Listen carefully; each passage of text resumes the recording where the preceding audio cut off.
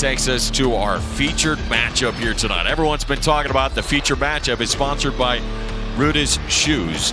And right now, Ridge Lovett, the second-ranked wrestler in the country, the senior is 14-1. The same record, 14-1 for the senior Kyle Parco. These guys are meeting for the third time in their career. So far, Parco is 2-0 all time, but this time, Ridge Lovett is that higher ranking, number 2 in the country. Yeah, Ridge Lovett's only loss is the number 1 ranked wrestler, Caleb Henson. That was in sudden victory in the Cliff King finals. The loss, of course, for Parco was a very devastating loss to Van Ness at Penn State last week. And so they're coming in, Ridge Lovett coming in really hot. He's 10-0 in dual meets, has not been beaten in a dual meet this year. And you know, I think coming in very confident. Parco has been a spark plug, especially at home for the Hawkeyes. He, you know, of course, he's a 4-time All-American at Fresno State and Arizona State, but he comes in, he just loves being a Hawkeye. He loves being in the center here and wrestling for the fans at Carver Hawkeye. But this is a great test for him. The 3-time All-American in the white singlet, Ridge Lovett. The 4-time All-American in the black singlet, Kyle Parco.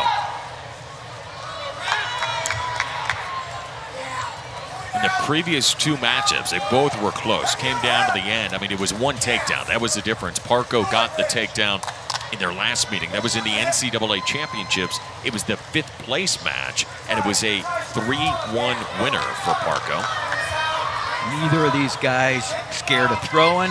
You know, Ridge, if he feels it, he'll launch you. He'll mix it up. But Parco, he brings his body to and through the attack, and he likes to get in your face. Both these guys really tough in every position. I think that Parco has really upped his game on the top. He's really tough on top. You know, the wrist tilts. Of course, Ridge Lovett made a living on his top game. Single wrist, coming to the claw. Real comfortable and uncomfortable positions. Stalemate. Angel Rivera will send it back to the center.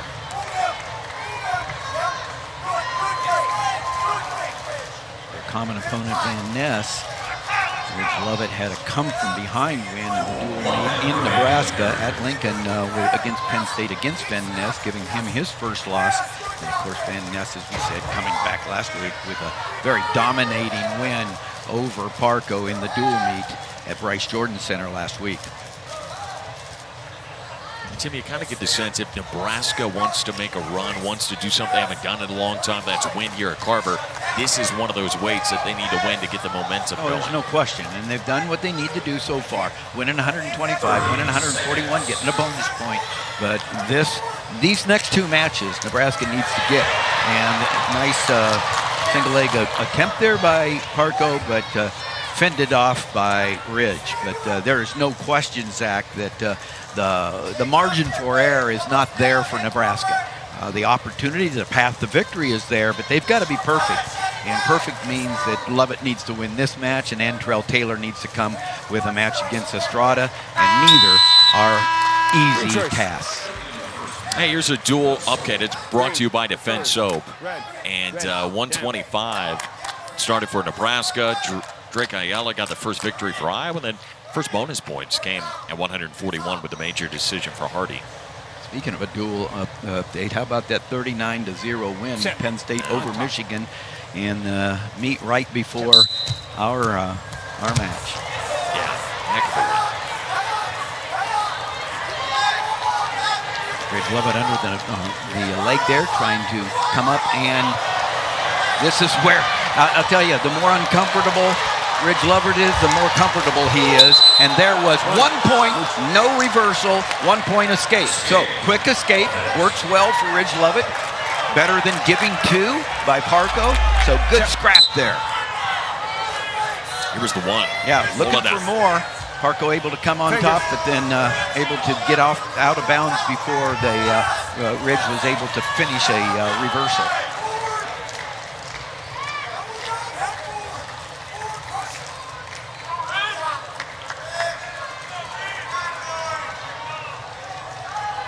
You see Parco, he's looking a little shallow underhook. He brings his body, like I said, to and through the attack, and he can work with a shallow underhook to the leg, just trying to work and try to, get that look that he wants to the side. Again, you can't score against somebody like Lovett. There's that underhook. He's working it, but Ridge Lovett clamps down, keeps Parco out of having what he wants. Meaning what he wants to do is he wants to use that underhook to get to the side right there. Nice effort there, and that might set up the next shot. But he was able to get that underhook, get a little shot to the side.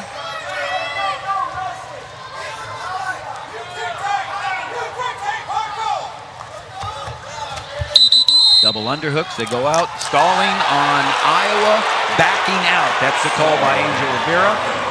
So the double underhooks worked for Ridge Lovett as he forced Parco, and Parco backed out according to Angel Rivera. It's got to either be called action, no stall call, or you can't push him out, and then you go, wow, there's a big balance there. Was he pushing him out, not letting him back in, or was Parco backing out? Angel Rivera felt like he was backing out. That's an automatic stall call.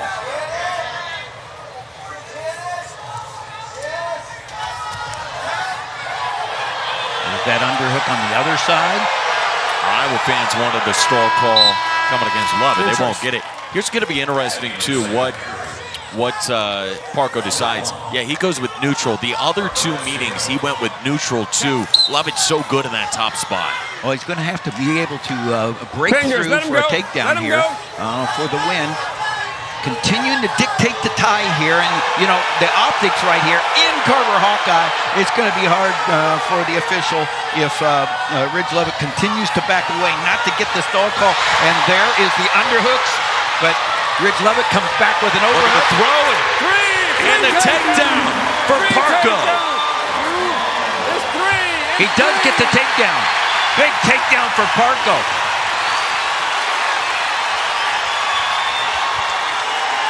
And the escape, 3-2, Parco out in front, minute 20 left in regulation. So Lovett in their previous two meetings has not had a takedown. He needs a takedown to get back into this. Got the double underhooks. Right now, if he can double underhook and push off, it could be a stall call, and that would be one. Nice job by Parco moving in, circling back in, staying on the logo in the center. Will Parco go 3-0 against Lovett? A top 5 showdown here in the Big Ten at 149 pounds. Ridge Lovett needs a takedown. Parco looking to outlast. 35 seconds remain.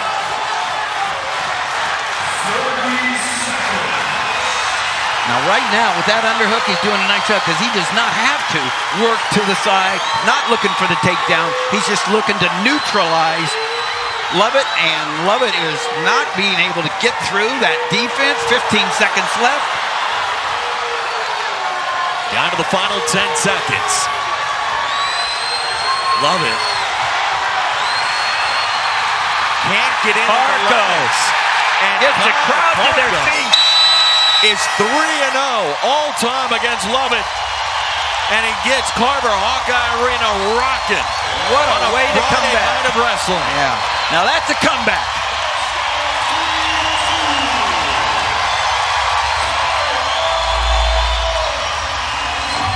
Double underhooks with the trip, comes behind, and then again, see that lift? That was hip action, and then stays behind the arms and beats the funk and the roll of Ridge Lovett and gets a big 3-point takedown in the win. Big win for Iowa. One of the top wrestlers in the country, the second-ranked Michael Caliendo. The guy likes to score. Coach Tom Brands wants to see some scoring. 14-1 right now in the season is Michael Caliendo. He's continued to be impressive. So many tech falls, 7 of them, and it's only been 2 takedowns for Iowa through the first 5. This is a guy that can double that up in a hurry. Yeah, it really is. Michael Caliendo is the answer to any coach's desire for more points. Caliendo, one of my favorite wrestlers. He's never out of it. He's always getting after it. Maybe I'm partial to redheads, you know, because I was one time. But Michael Caliendo, always a guy that's going to give it his all, and he's got a big tank on his shoulders, meaning he's got the shape, he's got the offense. Minto, he's really done a nice job, a redshirt freshman out of Cape Coral, Florida, and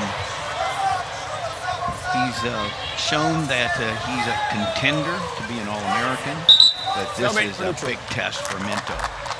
Caliendo, of course, second-ranked wrestler in the nation, and there's a big gap right now between the top-ranked Messenbrink, who I don't think he got a tech fall today. Oh, did he? 18-4, and so short of the tech fall, and 18-4 win for him over Montanona from Michigan, who is one of the top wrestlers as well. But Caliendo was not able to break through and score against Messenbrink last week, but he has really had a nice career since transferring from North Dakota State. There's a nice little duck and come around. Danger. We're good. Did a pretty nice job at anticipating the roll through by Minto, but Minto's going to be able, if he can hang on to that leg, maybe pull for a stalemate. 10-6, Nebraska leading Iowa in the team score right now. We're 0-0 in the first with 1:40 left to go in this first period. Minto looking to get the first takedown. Yeah, but Caliendo did a really nice job of coming up. The height is going to win here, and Caliendo did not stay down. So he's coming around, trying to slip that ankle, pick that ankle up, and they're going to get a stalemate. Angel Rivera calls for a stalemate. Back to their feet they'll go with 1:25 left to go in this first period. So did that last week show you? I mean, Michael, right now, Mitchell Messenbrink is #1 right now, and it seems like he's almost in a league of his own the way he just rolls. League of his own is the only way you can describe it right now. I mean, there's a big gap, and I think that there's no question that Michael Caliendo is the #2 ranked wrestler. And so there's just, you know, Messenbrink is a generational wrestler, and he just so hard to wrestle because he keeps coming after you. It's going to be interesting to see how he continues to develop, both not only in college wrestling, but internationally.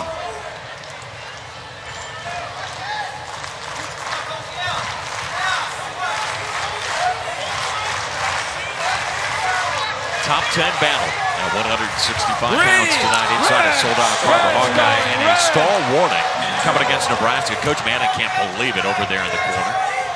The pressure's been put on by Caliendo, and Minto wants to slow this match down. He wants to.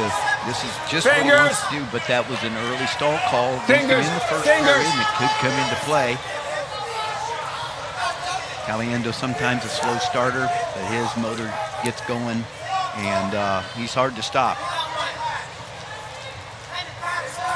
Short time here in the first. Nope. No score between these two, hanging tight. Green, choice. Green, down. No score.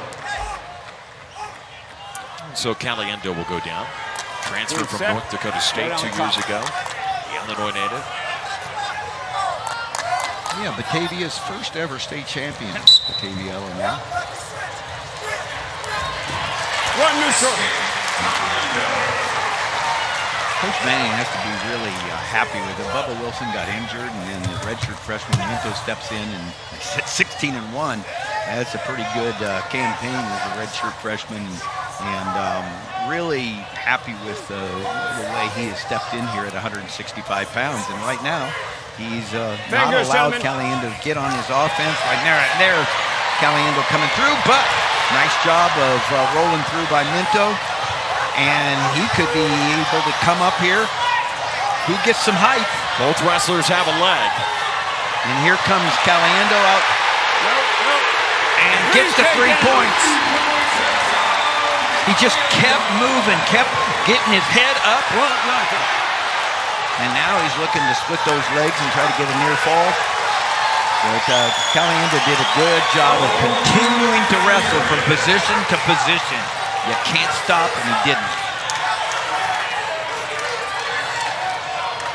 Caliendo has been relentless. He scored 15 or more points in 9 of his 15 matches this season.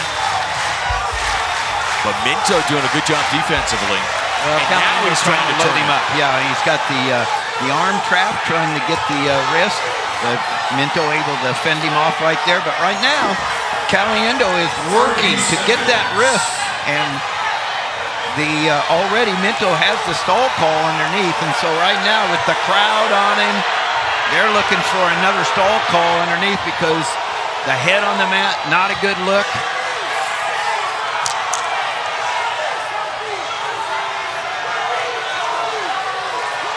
Good job presenting himself by Minto there. Gets his knees underneath him.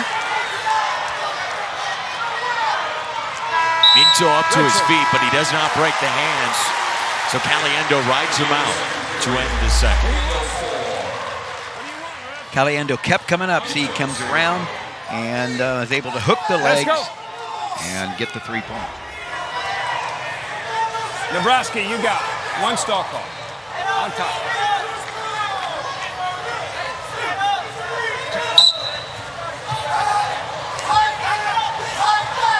Nice roll through by Minto and continuing to work, and Caliendo gives him the escape. Good action.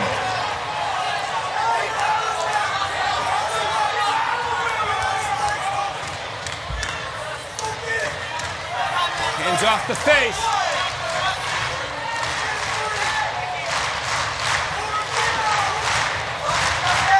Minute 19 of riding time for Michael Caliendo. Able to ride for most of that second period. Remember, if that holds at a minute, some of those new wrestling fans out there, he gets that extra point. Let him go. Fingers. Woo! A seasoned veteran, the junior, Caliendo, controlling the match right now, but a game redshirt freshman in Minto has himself in a position he can score late, get rid of the riding time. He could take it to sudden victory, but right now Caliendo measuring him. Nice job, front headlock right there. Minto not able to get to the legs. Center. 45 seconds left.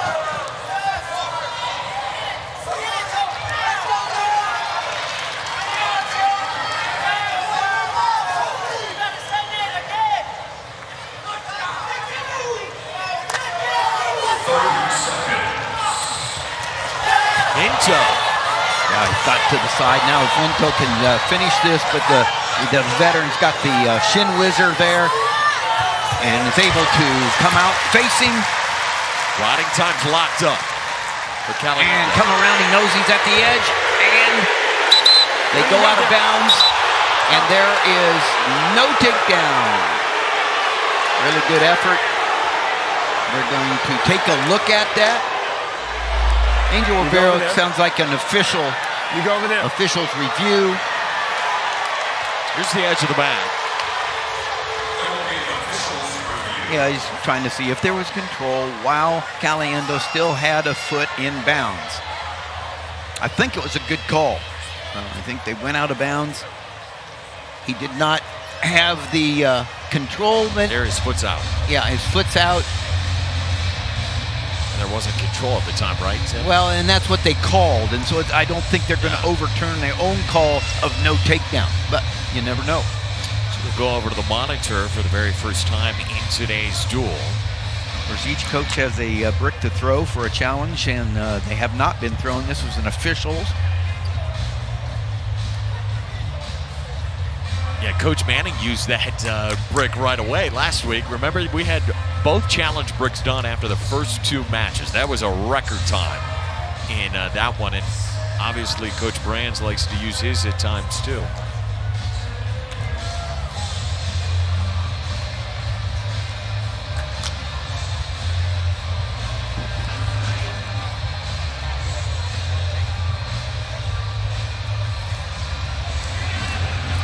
So Angel Rivera, the referee, There is no takedown. We're neutral. confirms it. It is no takedown, and they'll go in a neutral spot.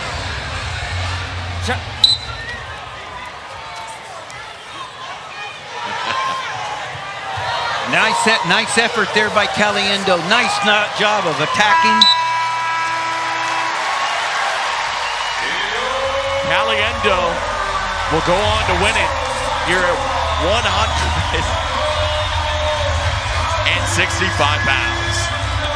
Caliendo, the deciding victor. 9 long. And we go to 184. Silas Allred, the junior's 14-3 right now. Number 8 ranked wrestler. And wouldn't you know it, another top 10 showdown of the Big Ten.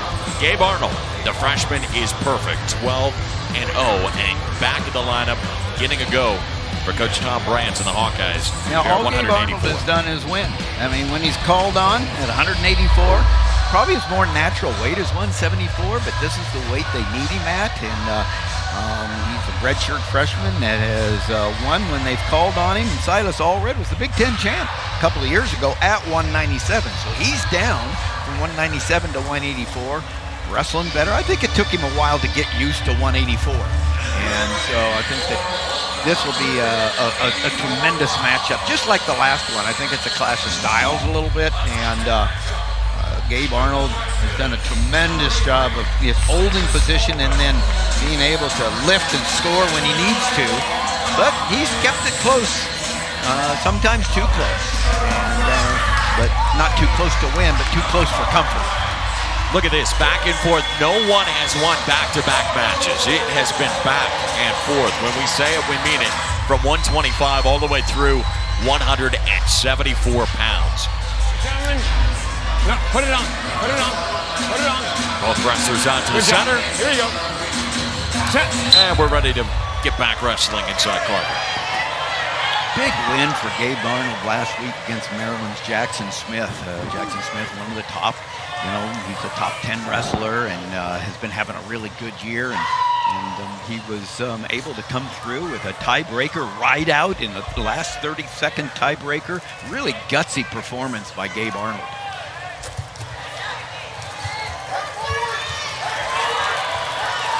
Center!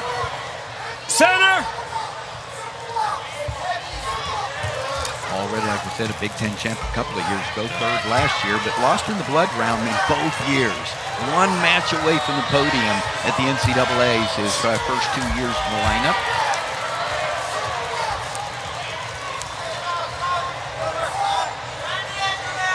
You liked him, though, at 184 here. He was obviously back at 197 in those Big Ten championship runs.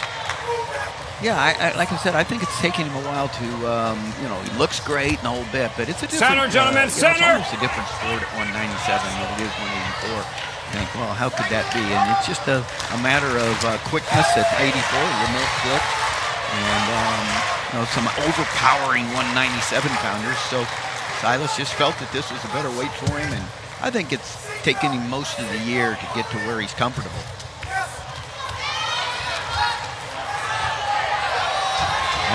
Gabe Arnold has Silas's back to, on the outside right there. If he's able to step on and Allred step out, it could get an early stall call.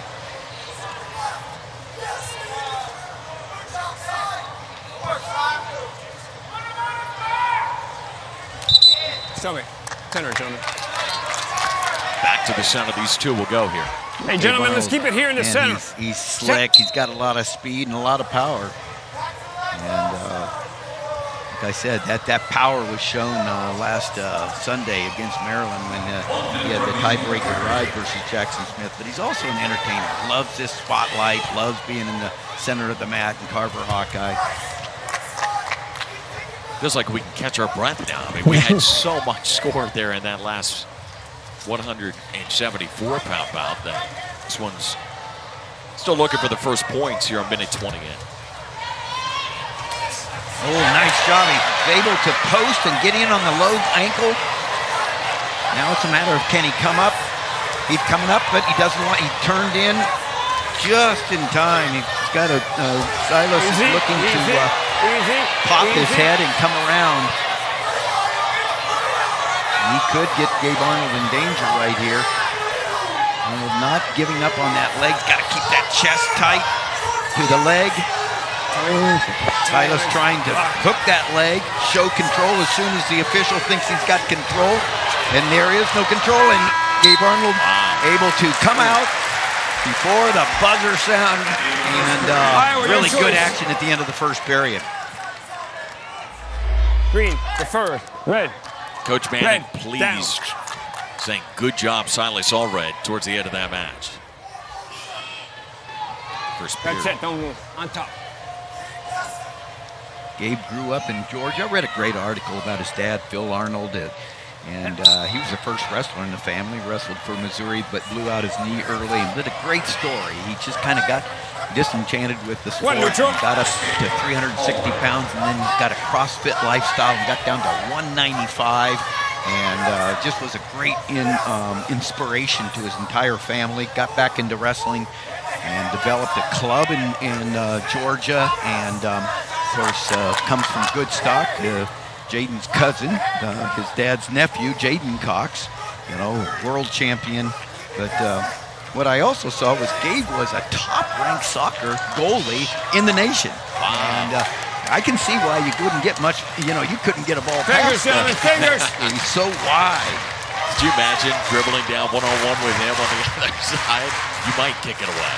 And Gabe went away to Wyoming Seminary in Pennsylvania, the prep school, and then came to Iowa City for a year at Iowa City High, won a state championship in Iowa, stepping into the Iowa program. Really nice family story, family support, great influence by Dad.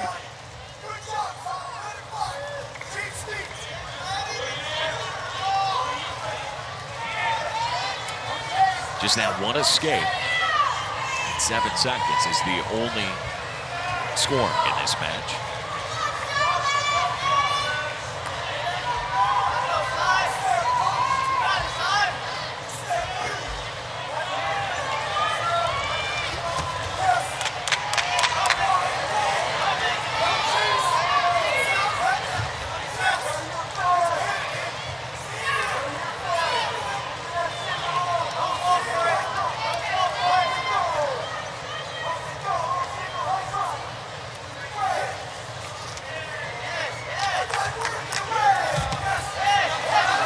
Drop in by Allred, but not soon enough. And so now Arnold will get an opportunity to go down. Hey, a reminder, coming up after us, it's Purdue and Wisconsin. The Friday Night Wrestling triple header continues. This is just part 2. So sit down and get ready to watch more Big Ten Wrestling coming your way on the network tonight. Shane and Jim have reloaded. They're ready to go for that final battle. Arnold gets away for the one, and we'll go back. And just what I thought, it's going to be a one takedown match. He's able to execute here in the third period. Control the tie, move, and get that look that you want. Pull the trigger in that half second that you need to pull the trigger. You're a half second slow, it ain't going to get it done.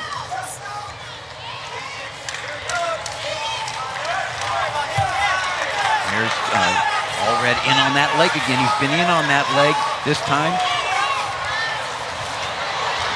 Allred. Arnold, they both have a leg. Who can come up and finish? Arnold was able to pass that leg, come out. He's looking to keep that leg tight, get a stalemate call by Angel Rivera. And that's the way it is. 56 seconds left in the regulation.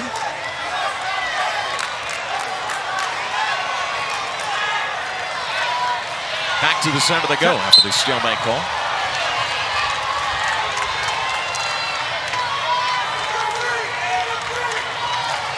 Green stalling. Call Arnold. That was about the third shot there at the end of the second period, and then the second one in this third period.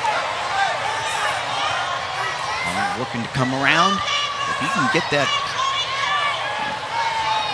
foot slipped off, Silas has it kind of precariously, and they'll go back to the center. 26 seconds. And the Nebraska bench did not like that stalemate call. A couple of times Allred has been really close, but just not enough to be able to get the first takedown.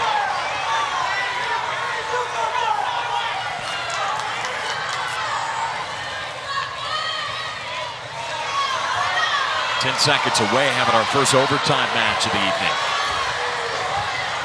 Allred again on that leg. Just 4 seconds to try to find a way to finish. And he cannot. You're out, Ryan. Time, give me 2 minutes of overtime. Okay. Sudden victory, gentlemen. 2 minutes on the clock, sudden victory. Shot. Top 10 battle. What I like about both these guys, they look, you know they got to be tired, but they look fresh. They're ready to execute. And Arnold took a shot there, but just kind of whiffed there. And now he's got the situation where he cannot let Silas's left arm come through. He's got to block that arm. And got a chest wrap, but boy, is that close to being three right there. Nebraska bench wants the 3 call. Yeah, nice job by Arnold not giving it up. And he does there at the end, and a sudden victory. Allred, a big overtime win for the Huskers. Coach Mark Manning loving it as his 8th ranked wrestler Silas Allred with a ranked victory over Gabe Arnold here at 184 pounds, a decision that goes in favor of Nebraska. Yeah,